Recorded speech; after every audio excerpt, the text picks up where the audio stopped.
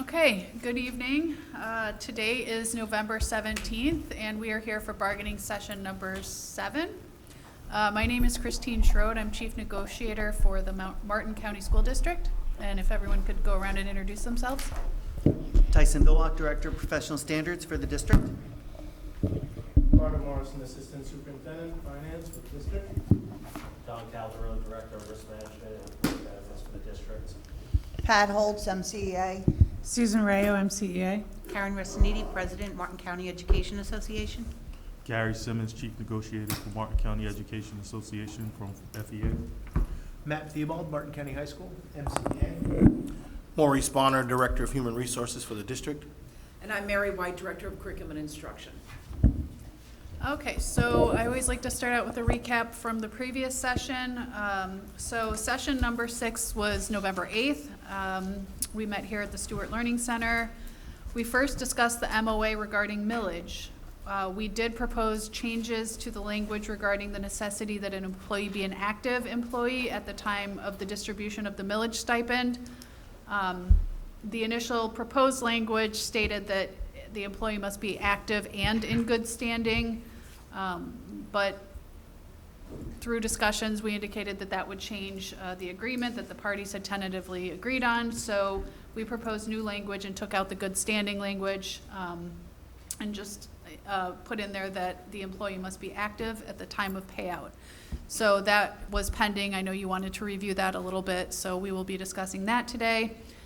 Then the district submitted a financial proposal that we firmly believe is in compliance with Florida Statute 1012.22. And we presented 2 different scenarios. Scenario A would use the first 50% of that TSIA money to raise the base minimum on the salary schedule to $48,700. And then the remaining 50% of the TSIA funds would be combined with the $1.3 million in general funds for performance pay. And then the performance pay would be divided as follows: for the annual contract, $1,800 for highly effective, $1,350 for effective, and then for PSC, $900 for highly effective and $450 for effective. The alternative to scenario A was scenario B. That uses the first 50% of the TSIA funds to raise the base minimum again to the $48,700. The remaining 50% of the TSIA funds would then be used to provide an across-the-board raise for all employees to $700. So that would bump everybody's pay up the same amount. And then the remaining $1.3 million in general funds would be used for performance pay, with annual contract receiving $1,200 for highly effective, $900 for effective, and then PSC's $900 for highly effective and $450 for effective. We also provided an MOU regarding a referral bonus for bus drivers in an attempt to recruit new drivers. So I know that that was going to be reviewed and discussed today. We did have a brief caucus during the session, and after that, MCEA indicated they needed time to review the financial proposal, the millage stipend language, and the MOU regarding the referral bonus, and would provide that feedback today. So that's where we are. All right.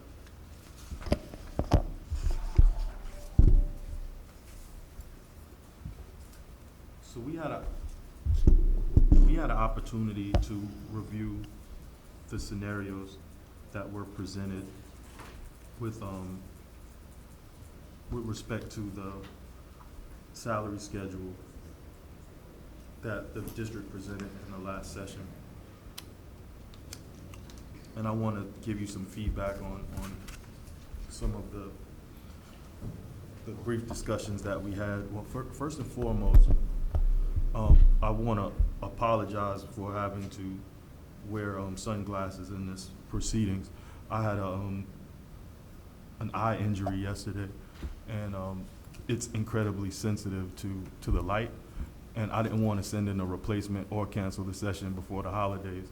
So if we can just bear with me through the sunglasses, we'll get through this session today. So I wanted to apologize on the record for that, and those that may be viewing. that it's not a fashionable reason why I'm wearing shades. But it does look good. Thank you. You want us to see your eyes when you're making the proposal. But that's the reasoning behind it this evening, and hopefully by the next session, everything will be cleared up. But going into the scenarios that were presented, I like the idea of throwing 2 scenarios out there. I think that was a very good process from the last session. But when we look at the pay for performance aspect, is just the professional services number on that's really tough to swallow, especially being with the 450 for the the effective on professional services being very low. Out of the 2, I think that we're a little bit closer with respect to scenario A, the way that the pay for performance was distributed, especially with the annual contract, highly effective and effective numbers, because those are identical to the numbers that we were proposing with highly effective on annual contract. But with respect to the professional services, we want to try to do better by the professional services.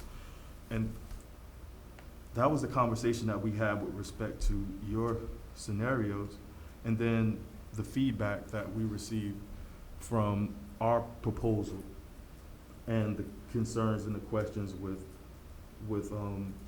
being in compliance with the statute. So one of the things that was brought to our attention that the district had concerns about was the fact that the union's proposal did not increase the minimum base salary. And the district explained to us in their presentation that the salary schedule that was provided shows an increase to the minimum base salaries of $1,200 and $900 respectively. And in that $1,200 implementation of the salary schedule, we were raising our starting salary to $48,700 based upon the application of the $1,200 that's being applied from the TSIA. Then everyone else will be getting $900. So what we wanted to do was create 2 scenarios as well. One being what we proposed previously, showing an increase in the base minimum. And what I'm thinking as I was preparing this is that if there's going to be any interpretation issues, it's going to be on the pay for performance aspect of it.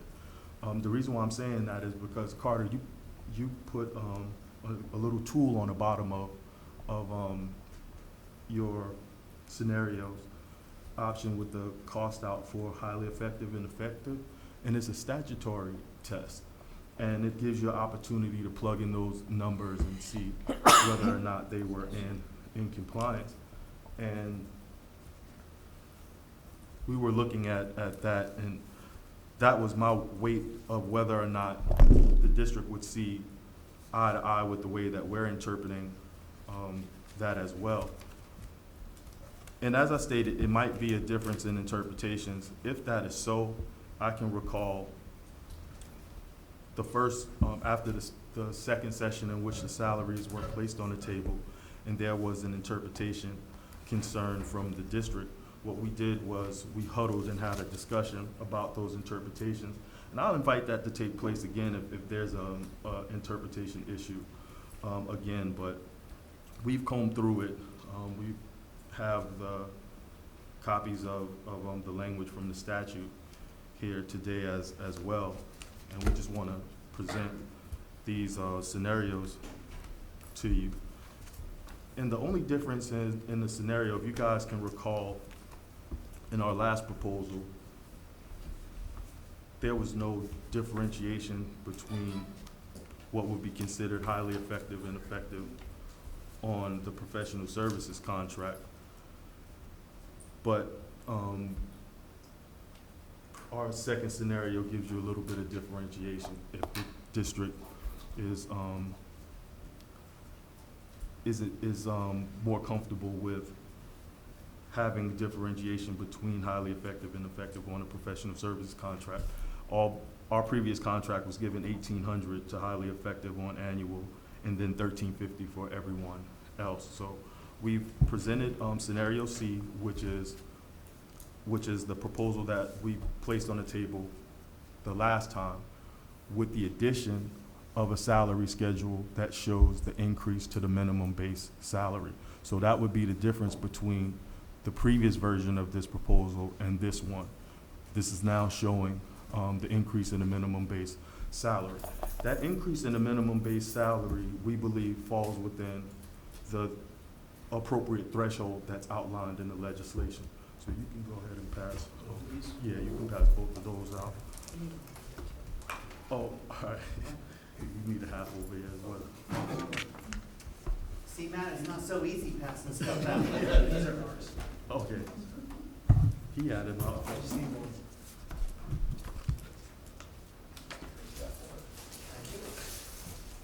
We don't do this one, right? Yeah, I got enough for you guys to have some of those as well.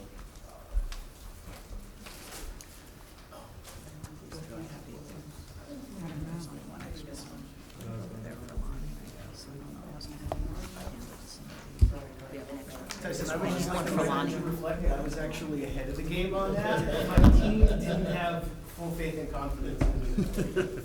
I'm confident. No, I had your back. It's a challenge. It looks easy, but it's a challenge.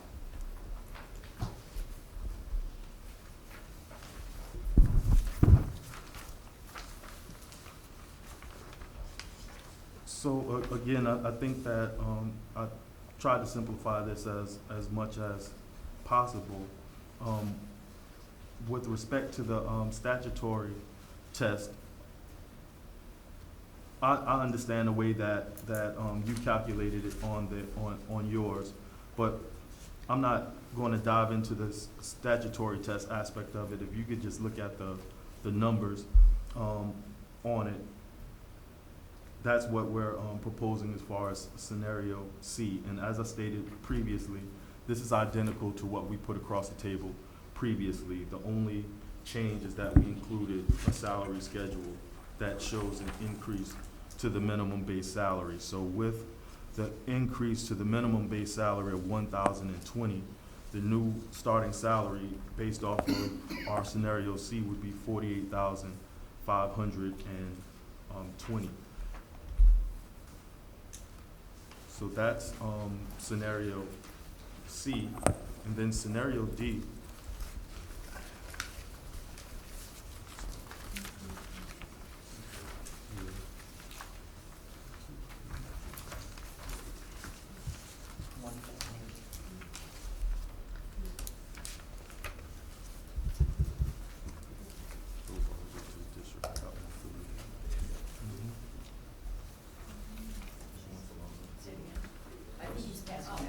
Oh.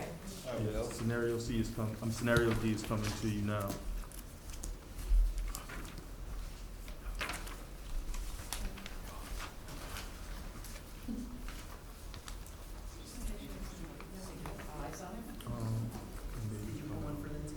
I did.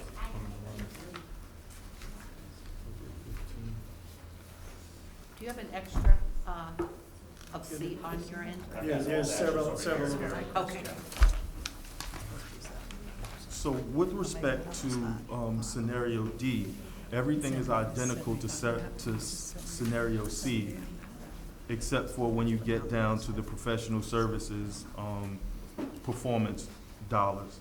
You'll see that we proposed 75% of the $1,800 that would go to annual contract highly effective of $1,350, and then we did 70% for effective under professional service contract, and that would be $1,260. So that one creates a little bit of separation if that's what the district is intent on agreeing on. If we're not agreeable to. Where does it say it's effective? Yeah, that was my question. No, it doesn't say it was effective. I'm just basing it off of how the district interpreted the raise, the pay for performance from last year. You guys gave highly effective and effective to annual contract, and then highly effective and effective to professional services contract. And that's, again, one of the conversations that we can have with respect to interpreting the legislation, because we may read that a little bit differently, but that's how we figured this. The district's proposal introduced figures of 900 and 450 for the professional services on the grandfather schedule. So that's why we wanted to provide an option where there's some kind of separation. But what the district did was take 50% of the 1,800 and gave them 900, and then split 50% of that to get 450. And based upon our interpretation of the legislation, the numbers that we're presenting, the 1,350 is within 75% of 1,800, and that 1,260 also fits that description as being within the percentage requirements that's allowable through legislation. So we have 70% allocated towards the folks that would be considered effective on the professional services contract on their salary schedule. Maurice? Yes, and you just said it, but it's not what's written on here on scenario C and D. You have the number for effective, and so I'm taking it to mean that the second number, so the 18, so on scenario C, you have 1,800 for highly effective on the annual contract. Correct. That second line, are you saying it's 75? So that second number is supposed to be for the effective? Correct. Okay. Uh-huh. We And- did it just like It's the the way That's the way the proposed. district proposed Where it. that He's card saying is. it's got the percentage of highly effective on the. Right, the way so, they're so proposed. the way I had it was 50% on the PSC was 50% off the 1,350. Mm-hmm. You're interpreting it to mean 50% of the 1,800. Correct. So that's where we need to get into because I remember the conversation when we broke the last time, Mhm. that Sue had questioned whether or not it was 50% or 75%. Again, it's a poorly written statute, and the way that Mr. Harmon and I went through it the last time, when we had this conversation regarding that, he felt it was 50% off the PSC highly effective. You're saying you have a different interpretation. Correct. So I think we need to kind of. That's what I was Make sure we don't get our prefacing. wires crossed there. Exactly. That's what I was prefacing before I put the proposals out. If there is any differences of interpretation, it will come with respect to how the pay for performance dollars is divvied up. So what our interpretation is that the highest amount, which would be 1,800, which is going to highly effective, we can't exceed that amount. But to continue to break it down 75% and then take 50% of what that 75% was, we just didn't read that legislation the same. We read the legislation to mean that the 1,800 was the number that we would consider with the calculations, and that's the root number that we wouldn't be able to exceed 75% or go lower than 25% on. And that's the way our proposals are written. So again, those are the figures that we wanted the district to consider with respect to our salary proposals. And if there is an interpretation difference, then I think that it would be wise for us to have a meetings of the mind and come to a consensus on how we're going to interpret this legislation. And the legislation also states that with the grandfathered schedule, a portion of the increase has to be based on performance. It does not say that it has to be 75% of or 25% of. It just says it has to be part of the salary has to be based on performance. So even if you leave it equal, they're both based on performance. You'll get it either you're effective or highly effective. That's why we have these smart people. Question, Gary, I'm not seeing on the attachment, Mm-hmm. I'm just pick anyone, C or D. I had, and I'm pretty sure you're gonna email it to me, but there were two classifications of teacher. Right. One was a CRT and one was a non-CRT. Mhm. And then the summary at the front kind of shows Right. how we're using the 50% so you have that. Correct. So I do have the electronic version to send to you. Okay. For some strange reason, when I was printing out the non-classroom teacher salary schedule, my printer decided to stop responding to my computer. And I wanted to just at least let you have the ability to put eyes on the classroom teacher salary schedule, and knowing that the non-classroom teacher salary schedule wouldn't be too significantly different. However, we cut down on papers on this proposal, and you'll have the complete. Electronic version. Right. And then there's some, you had some calculations on the side of the classroom schedule, TEGs, right? So you had some calculations, they were shaded in blue. I hid those just to print out the salary schedules, Yeah, so it was you'll just have, to show that the money was being expended as you're going up the schedule. right, but I didn't want to have the pressure of explaining it. So I removed the calculations, knowing that you'd be able to figure it out once I send you the entire worksheet. All right.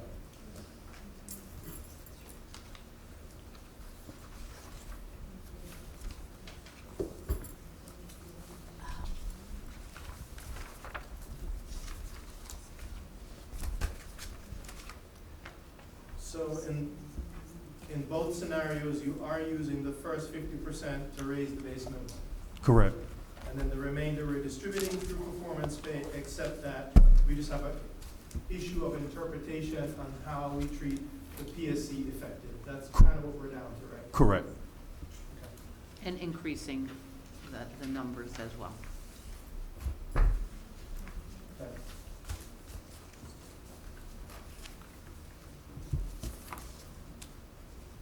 So the other, if we don't have any other, I have one more okay, question. sure. So just for clarification, on scenario D, Mm-hmm. in your professional services lines, I'm sorry, on the front page, Uh-huh. this one. On the professional services lines, I see that the first one is 75% of highway effective on AC schedule. Mm-hmm. Should that second line read 70% of highway effective on AC schedule? That's correct. Okay. Yeah, it's just that I didn't change it from the way Carter's math did. That's a great catch, Tyson. So Yeah, rather than grandfathered, it should say AC. correct. Okay. And I can make that correction on the electronic version. The numbers work with that. Thank you. I appreciate you finding that. Right here.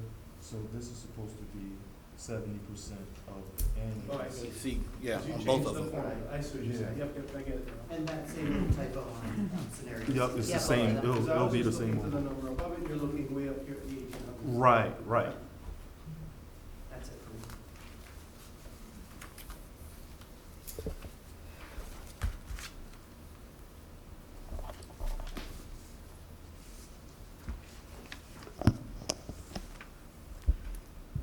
So if nobody has questions on the financial package, do we have any comments on the MOA or anything before we caucus to discuss? The MOA for, The millage, the language. so we received the version that the district sent over, striking out the line that referred to, In good standing, right. okay. So with that line stricken, it goes back to the language that we originally agreed upon in the previous sessions prior to the last one. And I think that we're I think there was an addition to active employees at the time of payment. The only change that would be left at this point.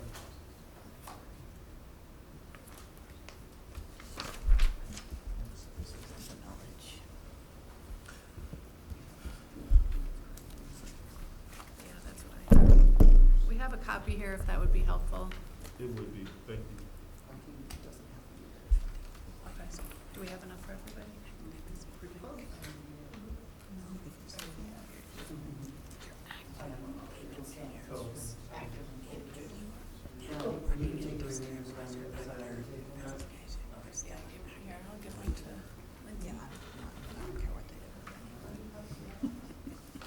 Thank you.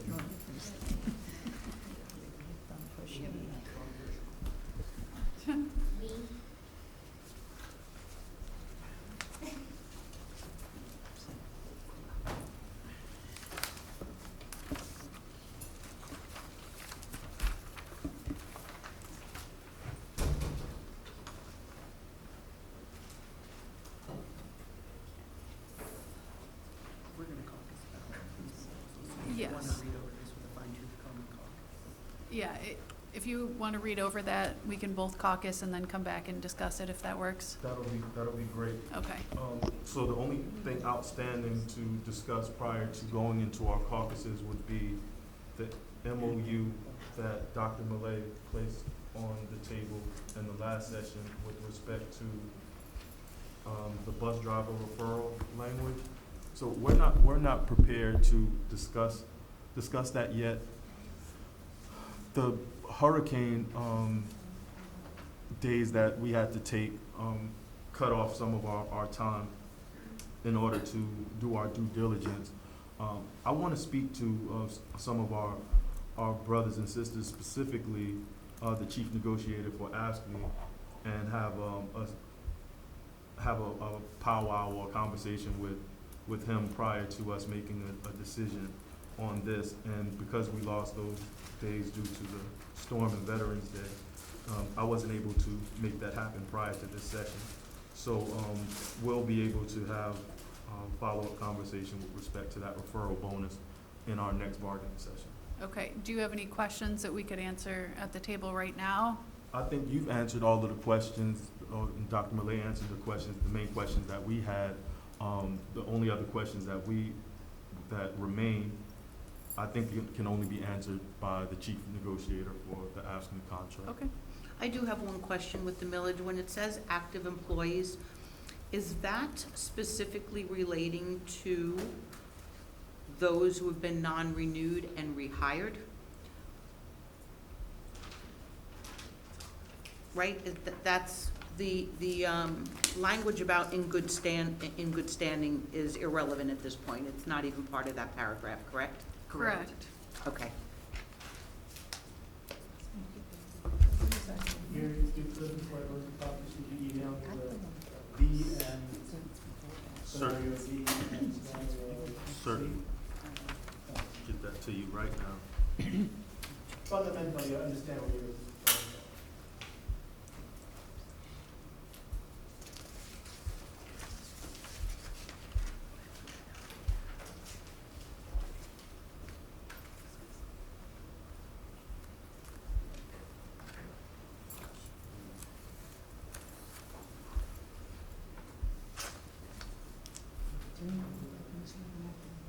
I already looked it up. We'll talk about it in caucus. We talked about the definition last session. And just to make sure we're clear, you're okay with us accepting either C or D? Correct. Correct, okay. All right, I think we're ready to caucus.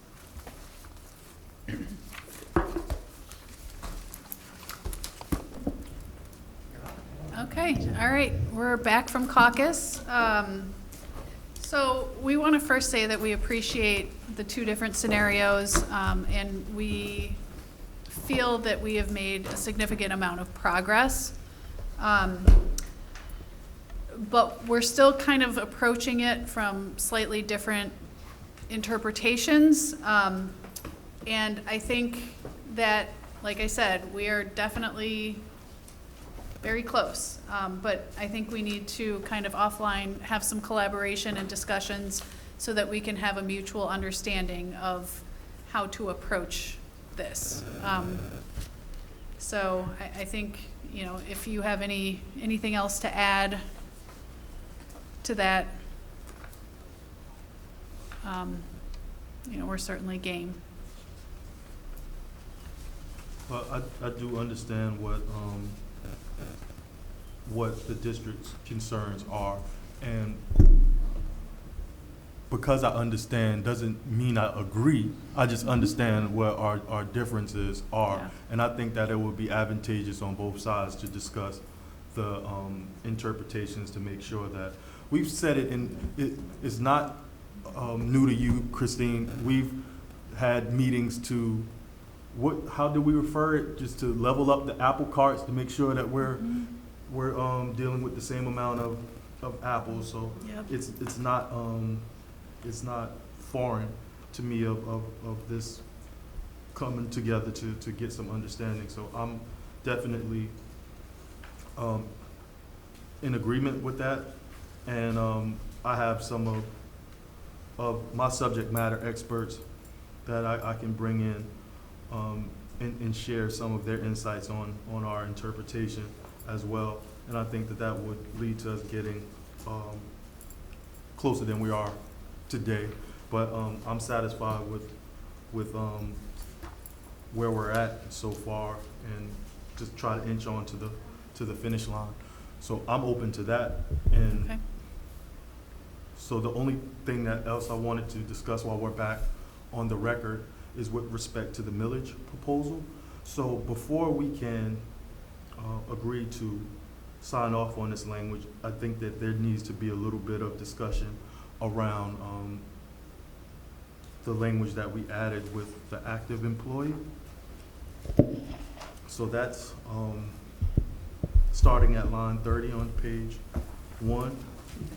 In order to receive an award, a bargaining unit employee must complete the academic year, be renewed for the next academic year in the district, and be an active employee on the day of the millage payout. And then again on the line 34, beginning with the second sentence, and now line 35, millage will be paid out to active employees within 30 days of entering into the payroll system. So the only question that I have with respect to this is, would the district be so kind to provide an example of who wouldn't be considered an active employee? Yes.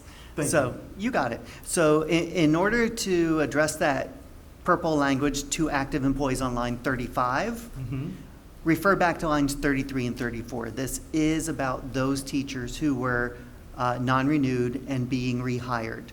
And you folks wanted, I believe, language that if they're in processing by September 1st, which, or the millage payout date, that they should still be considered. And so in our effort to accommodate your request for that, we wanted to agree to the language of, yes, if they're in processing, they would qualify. But what we were trying to ensure we didn't get into was, what if we do have a rehire in processing and something comes up and that rehire doesn't actually achieve active status again, active employment again? Without that to active employees language there, we were afraid that they would say, I'm still entitled. Yes, I know that I was in processing and something happened with my background check and I couldn't be hired, but you still owe me now millage. So, again, unlikely, but we wanted to make that language solid. So that's the intent, and if you think we need to massage that a little bit, we can, but that's what that is referring to.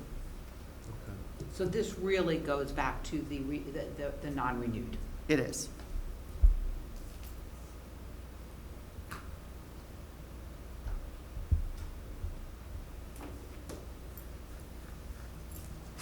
So, do you guys have any questions with respect to the actives? So just thinking about the scenario that was coming up last session when we were concerned about the good standing. So say someone is, for some reason, under investigation, and they are, for that time period, they are working at district office, which can happen sometimes. They are still an active employee of the district, correct? That is correct, and the good Okay. standing language is Okay, I just wanted to make sure that, so this truly is just, like you said, that scenario where we're in processing and it looks good, but then the day comes and you're not here. We know how often that happens, you don't. Yeah, I know, I get it. Anyone else have any No, I questions? just can't imagine them crossing over. If something happened with a background check, then Understood. they probably wouldn't even get into the payroll system. Look at Mr. Bonner's face. You'd be surprised. Trying to move people along, and then we, especially. You get them there and then all of a sudden, Well, yeah, they're in the system, and they may be in the system before they actually hit the school. And if we don't have something like that, then they're in the payroll system. And then the information comes in and they're not cleared, so. but then they wouldn't, So it's not even a. okay, so they would be in the payroll Be in the system, Mm-hmm. but they may not even Yes. get it, okay. A lot can happen between June 1st the prior year and Right. September 1st the next year. Even Okay. if, there's a certain amount of Any months. others? No, I don't think I have any more questions on Can you that. can you give us like 2 minutes to caucus and? take a Absolutely. vote? Do you need us to Take a clear vote on it? here, or- No, you guys Okay. can stay here. We'll go in there, take a vote, and then come back and give you the results. Thank you so much. Since we're back on the record, we can report that after a brief caucus, if the district has a clean copy of the millage proposal, we'll be prepared to sign off on it. If not, then we can agree to it, and we can sign off on the marked up one and then sign off on the clean one in the next session. I'd be okay with that. Okay, we can do that. Or you could send it to us. Let's do two. We'll sign off on one tonight, and then we'll get you a clean copy. Okay. I like that idea. So do He's asking. I. Are we gonna sign? Oh. Go ahead, sign it. I said you can still TA an official, this won't be the official one. Keep moving. I'll have them sign. She's starting one with the signature on. Okay, we just wanted one for our records and one for you guys. Got it. Right. Got it. 2 dirty copies, one for each of us.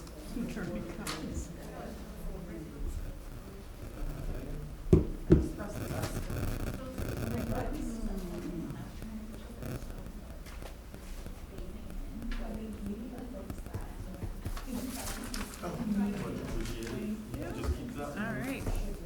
Somehow you. Is that the one that on November 8th? Yes. Okay. It should have green stripe down this. Sign it and keep that. It's passing. Pushed it out. Us, man. Very green. Awesome. Right.